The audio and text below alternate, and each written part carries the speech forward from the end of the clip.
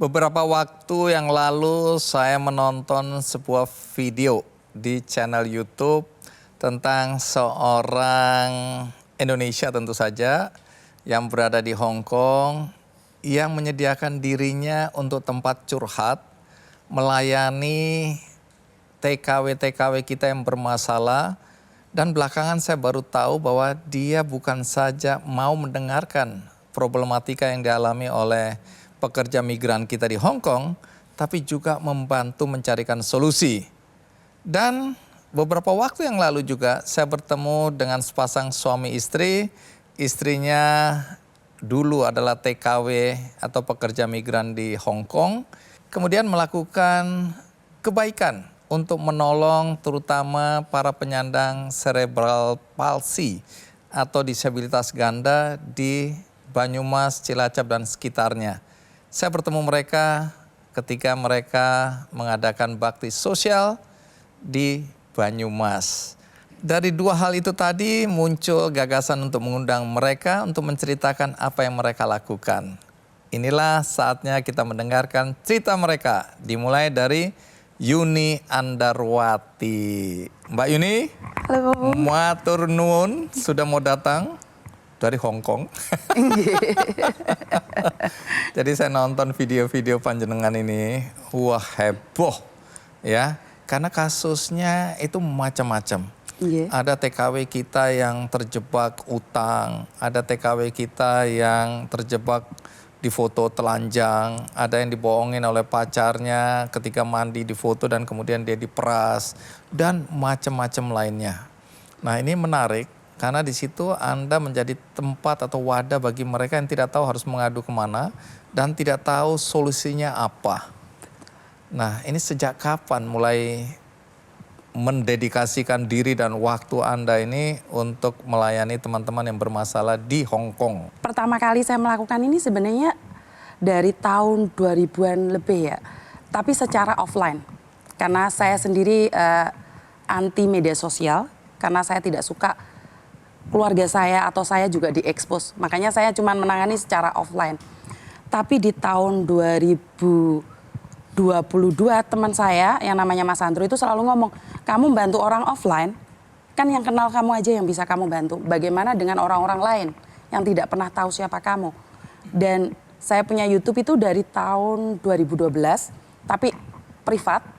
Dan saya buka dari tahun 2023, Februari tanggal 7, waktu itu Lebaran Cina nganggur, saya baru membuka media sosial saya. Di media sosial saya awalnya bercerita tentang apa ya? Tentang peraturan yang ada. Jadi saya sebenarnya menolong tapi saya tidak ingin diketahui oleh orang lain. Jadi ibu saya selalu mengajarkan saat tangan kananmu memberi jangan sampai ketahuan tangan kiri. Maka itu saya memilih offline.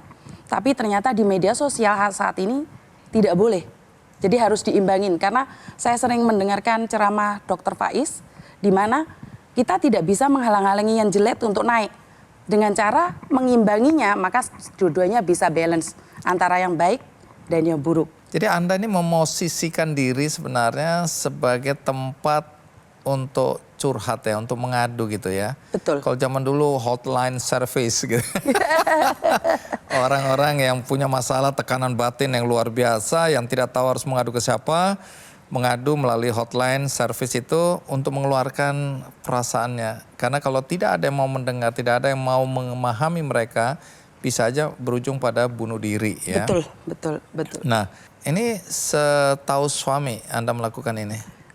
Kalau mungkin tanpa dukungan suami dan keluarga mungkin tidak sampai hari ini ya. Karena kebiasaan itu tengah malam, telepon katanya yang dipukulin majikan, diusir majikan, bahkan keluar dari penjara tengah malam. Mereka tidak ada tempat. Jadi saya dapat telepon, karena telepon saya 24 jam ya. Jadi kalau tengah malam itu telepon, saya pasti angkat. Dan saya ngomong sama suami, ini ada anak keluar dari penjara nggak punya tempat. Akhirnya suami ngomong sama saya, ajak Tole untuk jemput si mbaknya itu. Kalau keluarga tidak ada yang peduli, bahkan suami tidak peduli saat mereka punya masalah siapa lagi. Dan saya selalu menempatkan itu adalah saya. Jadi setiap kali ada masalah itu seandainya itu adalah saya. Anda kan tinggal di Hong Kong ya? Betul. Udah berapa lama? Hampir Lebih dari 20 tahun. Anda dulu pekerja migran juga atau? Betul, saya bekerja jadi pembantu agent, jadi stafnya agent. Anda menikah dengan orang Hong Kong. asli Hong Kong? Iya, betul. Kalau dilihat di video Anda fasih bahasa apa itu? Mandarin atau bahasa Bahasa Kantonis. Kantonis? Iya, betul. Oke, pinter banget Anda ya. Enggak Pak, cuman damprat orang pintar. Karena Baik, jadi suami mendukung walaupun dia Betul. orang Hong Kong asli ya. Betul, Dia betul. tahu permasalahan buruh migran atau pekerja migran di perantauan ini ya. Karena mereka merasa sangat kasihan, kan kita bukan berasal dari orang kaya Pak. Jadi suami saya itu orang biasa-biasa saja. Sekarang profesi suami saya cuman penjual ikan. Jadi dia merasakan betapa pedihnya mengais rezeki di tempat lain. Dia selalu bilang, bantu dialah. Kalau bukan kamu siapa lagi? Jadi suami saya selalu memberikan inspirasi buat negaramu sendiri. Jadi saat ada orang menjelek-jelekan negara saya tuh, dia bilang jangan ikut campur, itu tetap negaramu. Jadi suami saya selalu memberikan inspirasi buat mempertahankan negara sendiri. Jangan sampai ikut campur, ada bentrokan atau apapun, itu tetap punyamu, Indonesiamu. Nanti ceritakan apa saja kasus yang dialami oleh teman-teman pekerja migran. Ini biasanya tenaga kerja wanitanya ya, Betul, yang banyak Anda bantu. Karena mereka yang banyak mengalami persoalan di negeri orang. Nanti Anda cerita kasusnya apa aja dan bagaimana menyelesaikannya. Tapi kita simak dulu tayangan berikut ini. Kamu gak gila, tapi kamu teriak-teriak. Kamu marah sama orang. Orang takut orang sini, sayang. Bukan, Miss. Ya itu karena gini, Miss Yuni. Karena saya tuh dikasih obat. Ngerti. Sekarang kamu tenang, oh sayang. Satu hal. Yuni Kalau kamu Andarwati, tenang, terus gimana saya meski bisa bukan membantu seorang kamu? pekerja Saya, migran, kalau mau ambil kamu, sejak saya tahun harus ada 2000-an aturan. Yuni telah Nggak boleh saya mengabdikan tiba-tiba dirinya datang ambil orang. lebih dari 20 tahun membantu para pekerja migran Indonesia yang mendapatkan berbagai masalah dalam bekerja. Dalam mengurus para pekerja migran yang bermasalah, Yuni harus merogoh kocek pribadinya untuk membantu para tenaga migran tersebut. Bahkan, ia juga tidak segan-segan memberikan perlindungan dengan membuka lantai 2 rumahnya sebagai rumah singgah bagi pekerja migran yang disiksa dan diusir oleh para majikannya.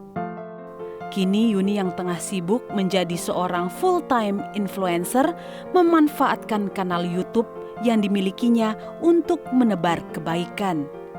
Di dalam kanal YouTube-nya, Yuni banyak berbagi cerita akan keluh kesah hidup para pekerja migran. Hingga saat ini, Yuni sudah menolong ribuan pekerja migran yang mengalami nasib buruk di negara tempat mereka bekerja. Kegiatan yang telah dilakukan Yuni selama bertahun-tahun ini pun membuatnya mendapatkan atensi dari pemerintah. Kini Yuni dan pemerintah Indonesia tengah bekerja sama dalam hal menangani kasus-kasus para pekerja migran, khususnya yang berada di Hong Kong. Yuni dedikasikan hidupnya untuk memberikan manfaat bagi banyak orang di sekitarnya. Nah Mbak Yuni, sebenarnya Anda ini berasal dari mana? Saya dari Jember, Jember, Jawa Timur. Jawa Timur, iya betul. Bagaimana ceritanya sampai Anda kemudian bisa bekerja di Hong Kong waktu itu? Tahun berapa ini? Saya bukan bekerja di Hong Kong ya sebenarnya. Oh. Awalnya saya di Macau karena saya adalah staff agent di Macau. Oh. Jadi bisa dibilang pembantunya agent sih sebenarnya. Oke. Jadi yang membantu Yang ngurusin TKI atau TKW datang bekerja di? negara Macau dan Hong Kong. Oke, Jadi terus? dari situlah saya tumbuh pengetahuan tentang pekerja migran, dan saya tahu bagaimana permainan agent, saya juga tahu permainan calo, saya juga tahu permainan para pekerja juga, di mana mereka seolah-olah disakiti tapi mereka adalah play team. Jadi dari situ banyak juga rasa kecewanya setelah membantu, terima kasih nggak ada, malah terjadinya fitnah, sempat juga sampai merasa kecewa. Jadi awalnya dari kepedulian tapi disalahgunakan juga saat saya membantu, akhirnya ngomong sama bos saya seperti ini. Jadi banyak sekali saat saya membantu itu, karena kan banyak staff nih, bukan cuma saya aja. Cuman kebetulan kan yang paling aktif saya. Jadi tengah malam jemput orang di rumah sakit, tengah malam ngantarin orang ke rumah sakit atau jemput orang dari penjara. Kan staff lain pasti kamu dong. Ini waktu kerja di agensi ya? Karena Oke. saya backgroundnya dari agensi, jadi saya kerja di agensi. Jadi apa ya, kerjanya itu berdasarkan waktu jam 8 sampai jam 7. Sementara saya nggak ngelihat waktu. Nggak pandang waktu, Nggak tapi pandang siapa yang waktu. harus dibantu? Semampu saya, kalau saya nggak mampu, ya tidak. Tapi belakangan Anda keluar dari agensi ini, tapi Anda menjalankan fungsi untuk membantunya tetap ya? Betul. Perorangan ya? Betul, secara pribadi. Baik, tapi omong-omong kenal suami di mana dan kenapa kok jatuh hati dan menikah gitu? Waduh, ini ceritanya Ini roti kisah isim saya. percintaan. Yang posisi waktu itu ada yang memperkenalkan adalah teman sesama agent, diperkenalkan, ya jatuh cinta pastinya, dan menikah. Jangan merasa bahwa kalau saya nikah sama orang Hongkong itu orang kaya. Ini yang salah. Dan orang selalu mengira, oh enak ya nikah sama orang Hongkong, kaya. Enggak. Oke, menarik. Walaupun ada video yang saya lihat Anda mesra sekali, Anda ketawa sama suami dan suami kayaknya juga seneng diketawain gitu. Ketika dia nggak bisa ngomong, melafalkan bahasa Indonesia misalnya, Anda kayaknya bermanja-manja. Tapi itu sebuah proses panjang ya. Betul, Sampai betul. bisa sekarang saling pengertian dengan kultur yang berbeda. Betul. Dan suami bisa memahami apa yang Anda lakukan hari ini. Betul, betul. Ya. Bahkan Karena, sangat mendukung. jadi sekarang punya anak. Ya, Berapa anaknya? 2. Laki, perempuan? Laki perempuan. Sampai ada yang dimasukin penjara gara-gara tidur bareng sama anak majikan. Nggak sengaja plek tangannya nempel di dada anak majikan. Itu pun dipanjarain.